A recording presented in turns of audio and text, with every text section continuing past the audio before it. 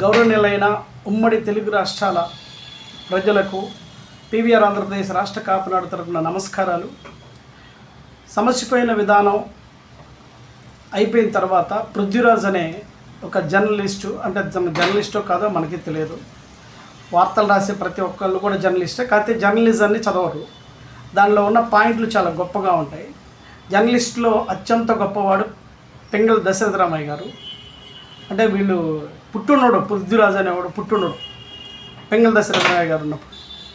కాబట్టి జర్నలిస్టులో అంత గొప్ప జర్నలిస్టు ఉండడు. అలాగే ప్రాంతీయతత్వాన్ని రెచ్చగొట్టే విధానాన్ని కూడా క్షుణ్ణంగా పరిశీలించి ప్రతి ఒక్కళ్ళు కూడా పృథ్వీరాజు మాట్లాడే వీడియోని దగ్గర పెట్టండి. ఎందుకంటే దీనిపైన చట్టపరంగా మనం చాలా సీరియస్ యాక్షన్ తీసుకోవాల్సిన సమయం. ఎందుకంటే ఒక ప్రాంతం నుంచి ఇంకో ప్రాంతానికి వెళ్తే ఇక్కడ రాకూడదు అని చెప్పడానికి వీడెవడు? అలాగే ప్రకాష్ రాజ్, అలాగే ఒక పిచ్చోడు ఉన్నాడు రామ్ గోపాల్ వర్మ. ఇలాంటి ఎదవలు ఈ మూక ఒక తయారవుతుంది. దయచేసి పవన్ కళ్యాణ్ అనే వ్యక్తి తన యొక్క రాజకీయాన్ని తెలంగాణలో అభివృద్ధి చేసుకోవడానికి వస్తున్నాడు. అసలు మీకేంటి నొప్పి? అరే బాబు, బంగారు తెలంగాణ అని బీఆర్ఎస్ పార్టీ వాళ్ళు మొత్తం దోచుకున్నారు రా ఎదవా. అలాగే రేవంత్ రెడ్డి దోచుకుంటున్నాడు.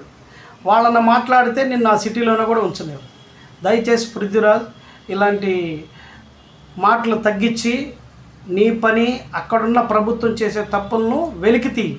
అంతేకాని నువ్వు అక్కడ వాళ్ళేదో డబ్బులు ఇస్తే నమస్కారం పెట్టి కూర్చునే ప్రయత్నాలు చేయవాకు. జర్నలిజం కాదు అసలు నువ్వు మాట్లాడేది కూడా. నువ్వు అసలు జర్నలిస్టు కూడా కాదు. దయచేసి పీవీఆర్ ఆంధ్రప్రదేశ్ రాష్ట్ర కాపునాడు నుంచి నీకు పూర్తిగా ఒక హెచ్చరికలా చేస్తున్నాం.